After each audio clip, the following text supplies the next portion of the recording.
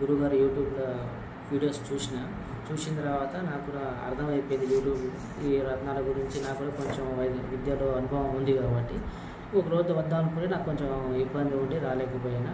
తర్వాతకి మన రీసెంట్గా వచ్చే ముందు నాకు ఆర్థిక పరిస్థితి చాలా ఇబ్బంది ఉంది.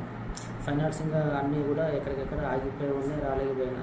అయితే గురుగారు ఒక అదృష్టరత్న అదృష్ట అమ్మవారి గురించి గొప్పగా చెప్తూ ఉండేది. అయితే ఆ రోజు నేను సంకల్పం చేసుకున్న ఆ రోజు నైటే అదృష్ట లక్ష్మి అమ్మవారు నా దగ్గరకు వచ్చి కళ్ళలో నిదర్శనం వేయడం జరిగింది. నేను మనసులో అనుకున్న తర్వాత ఇక వచ్చిరు అని అనుకున్నా. ఇక మరుసటి రోజు ఒక పని ఉండే, ఆ పని ఫైనాన్స్గా కొంచెం పేమెంట్ వచ్చే ఉండే, అది ఆగిపోయి ఉండే. ఇక నేను అనుకున్నా సరే అమ్మవారికి చెప్పిన గురువారు చూసుకుంటారేమో అని అనుకున్న తర్వాత ఆయననే స్వయంగా ఫోన్ చేసి నాకు రావాల్సిన డబ్బులు 3 లక్షల రూపాయలు వచ్చేసి 3 లక్షలు. 3 లక్షలు వచ్చేసి. అంతకుముందు 3 లక్షలు చూసి ఎంతకాలం అయింది? చాలా